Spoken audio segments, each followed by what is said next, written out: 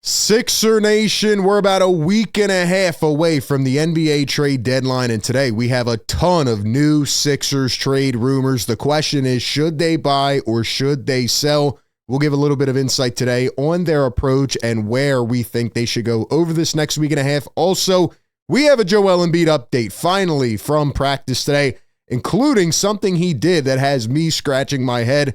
And lastly, should the Sixers find a new GM? Well, there's whispers about one that may come close, but is he the right answer? We'll get into it all, but welcome in to Philly Take with RB. Do me a favor, like this video and subscribe to the channel. Continue to support our coverage. Lost in the midst of this chaotic weekend with the Eagles going back to the Super Bowl and all that good stuff. The Sixers won 2 in a row. Are they getting a little bit of momentum? Well, they have to prove a lot more than that, including getting on the floor. But one thing is for certain, even by winning those couple games, the Eagles triumphed it all. And breaking news, Josh Harris will not be going to the Super Bowl after receiving an absolute whopping from the Philadelphia Eagles yesterday. What a time for the city. I mean, I was out there a little bit at night. I really, really hope we get to experience that level of electricity with the Philadelphia 76ers one day. And in addition to that, Aaron Grugan says here, the Sixers being the only team not to acknowledge the Eagles NFC Championship win on socials because Harris owns the Commanders further confirms that the franchise does not understand the fans in the city. Yeah, the Eagles, the Phillies, the Flyers, everybody, all the Philly teams are putting out these congratulatory posts. Sixers were quiet. Wow, I wonder why. Because Harris owns the rivals. I mean, really though, the Sixers aren't going to congratulate their own team. These players go to some of the other games and stuff like that. So it's really weird. It is really weird, and it feels like the Sixers once again sit on that outlier area where they don't really fit in right now. So that's kind of where we're at. And speaking of ownership, Josh Harris is about to get it handed to him yet again because according to reports, Jeff Lurie is now reportedly interested in purchasing the Boston Celtics. So, Lurie, I advise you, please don't stay away. If you do this, Joshua Harris might never win anything again because Lurie's a hell of an owner, but don't do this. You see the road that Harris went down, it just doesn't feel right. Stick to the birds, go get that trophy, and stay solely with the Philadelphia Eagles. But nonetheless, the Sixers move on, and this next week and a half is going to be very, very pivotal. And I want to know from you right now down below in the comment section, question of the day, should the Sixers buy or sell over the next week and a half? Is these last two games good enough of a sample to make you buy back in a little bit? Give me all your thoughts down below. I'm going to give you my thoughts. And before we hop into the trade rumors, I got to let you know that this video is sponsored by Mando. Shout out to Mando Deodorant. It is 2025, and you got to come into the new year smelling fresh. You got to cop the Mando, man. Whole body deodorant created by a doctor who saw firsthand how body odor was being misdiagnosed and then decided to create this amazing product if you're someone who sweats a lot or maybe need an easy-to-carry deodorant on the go when you travel. This is perfect for you as it is clinically proven to block odor all day. It's proven to control odor better than a shower with soap alone. And my personal favorite is the Mount Fuji, but I also like the bourbon leather, man. Two really unique, smooth smells, and they bring a nice smell to the pit. So this is by far the best deodorant I've ever used. I like how it's whole body, the pits, the packages, the feet. It's got the whole package, and it is comfortable, it lasts long, and it does not irritate my skin, which is very key. They are currently America's #1 whole body deodorant formula, and you need to check them out. I would recommend the Mando Starter Pack, which comes with a solid stick deodorant, cream tube deodorant, 2 free products like body wash and deodorant wipes, and free shipping. And right now, new customers can get $5 off the starter pack by using my code PhillyTake5 at shopmando.com. Once again, shopmando.com. Let them know that RB sent you. All right, man.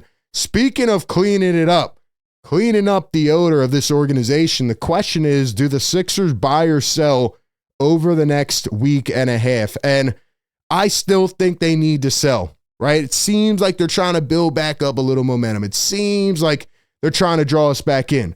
But we all know at the end of the day that you have some value on this roster, and I think it's playing into it perfectly, right? You still want to try to get that top pick if you don't think you can compete. Now, if Joel comes back, which we'll talk about in a few minutes, that completely changes everything. But I'm still not confident. And right now, According to Brett Siegel, there's been some talk around the league about the Sixers becoming sellers with Kelly Oubre and Caleb Martin and KJ Martin. Quote, Philly's currently owed, $10.1 million over the tax line and will pay close to $17 million in taxes if they don't shed salary. So there's been talk about shedding some of these guys. And there's a couple players, when I look at the Sixers cap table, that I think would be very good trade suitors. Number one, they just mentioned Kelly Oubre. His contract, second year is a player option, which I don't think he will opt into. And honestly, right now, as much as I love Kelly Oubre, and I think he's a dog, I just think he provides a lot of value, that 3-and-D ability for a potential contender. His contract's not bad at all. And I think a team will definitely give some value for Kelly. Now, I'm not saying like a first-round pick or anything, but maybe a couple seconds. I think one of these lesser teams who are trying to make a push may bite on that. And I think his contract is really optimal. When you look at Caleb Martin, $8.1 million, but he's owed that over the next 4 years. Honestly, it's a team-friendly deal. So if you have any hope or indication that he can turn it around when he gets back on the floor, you do not want to move Caleb Martin. KJ Martin would be a perfect trade target. He was starting to play really well until he got hurt last month. So if he can come back on the floor and show that value again, he's the second guy that I think you have to move. And also Andre Drummond at $5 million. We've seen the growth of Adem Bona. I love his hunger. I love his intensity. I think he has so much to offer and so much room to grow. And every time he starts to get more minutes, he shows more potential. So I would like Adem Bona. I would not mind if he was the backup the rest of the way this season. And I think they need to move Drummond. And the last guy is Guerschon Yabusele, who, by the way, just understands Philly, man. Here's Yabu. Somebody took a picture of him at the Eagles game. Just fitting in, man. Look at that smile. This guy is so high on life. He's so appreciative to just be here in Philly and, just be understanding of the situation and just going out there and hooping every night. I think he said it was his first football game. He's just there for the vibes, man. He loves it. And when it comes down to Guerschon Yabusele, the Sixers have already received multiple trade offers from, quote, playoff-bound teams for Yabu per the Steinline. The Sixers love Guerschon Yabusele. League sources say Philly has already received multiple trade offers. The belief is that the Sixers want to gauge results over the next week plus before firming up their trade deadline approach. So, again, I still don't think the Sixers have a realistic approach here. Like, what are they going to say? If Embiid plays 2 games, 3 games in the next week and a half, they're going to keep everybody? You have to make your mind up. You should already know this stuff.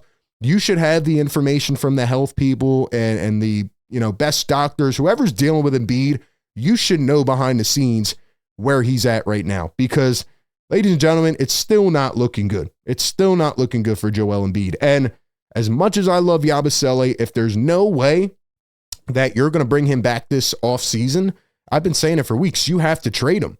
Either, get a first-round pick back or pick swaps or multiple seconds and a player. I don't know. Whatever it is, somebody, as Stein says, is going to pay for Guerschon Yabusele because, quite frankly, he's been the best scorer in the NBA and one of the best role players there is. He can shoot. He can defend. He's getting better at rebounding. I mean, he fits in like a glove. So if you can't bring Yabu back this offseason, which I hope they can find a way to, you got to move him and get value because he's probably the best trade asset right now.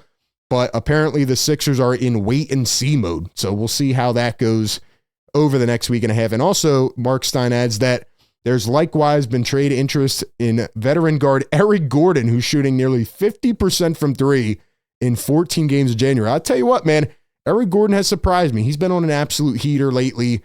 So we'll see if they can maybe get a second for him. Okay, let's talk about Joel Embiid.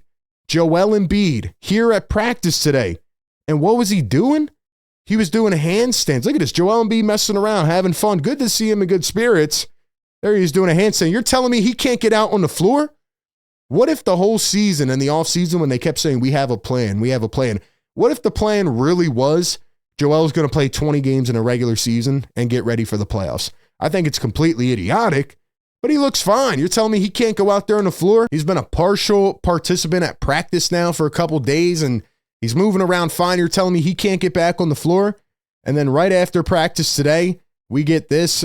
David Aldridge says the Sixers believe that Embiid's knee will not require surgery, that he could return to the court sometime sooner rather than later.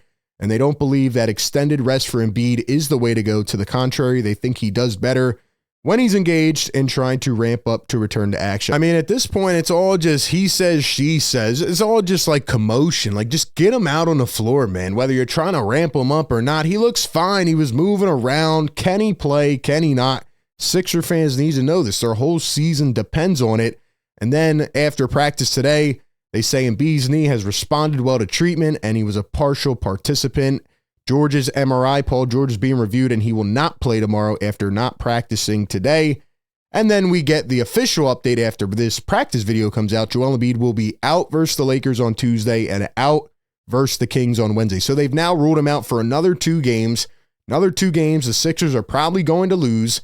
And again, the consistency factor is just so frustrating. Paul George gets hurt the other day. They said he jammed his pinky, and then they said he's getting an MRI. Did he break it or not? I mean, at some point, the Sixers cannot just continue to get injured every single game. I mean, I don't know if they're a cursed franchise or what they did in a previous life, but somebody's got to stay on the floor and play games. It can't just be Tyrese Maxey every single game. So, man, I mean, that's kind of where we're at, and Joel is now going to miss 33 out of the first 46 of the season. Sixers better get him back on the floor. And if not, if they don't have the top, level information, instead of continuing to just sell on the fans, they better sell off pieces in this next week and a half. I still think the approach should be to sell and get as much value. Make sure you have some draft assets heading in to this loaded draft. And really, it's going to be a big indicator as to what happens in the future with Daryl Morey. This came out a few days ago. We didn't get to talk about it, but Bill Simmons says that there's been some Bob Myers Philly buzz. Bob Myers is in the ownership group with Josh Harris and the Commanders. He is the former GM of the Golden State Warriors who helped build the dynasty. Steph, Clay, Draymond. He's not that good of a drafter, but he does know how to talk to stars and bring in talent and stuff.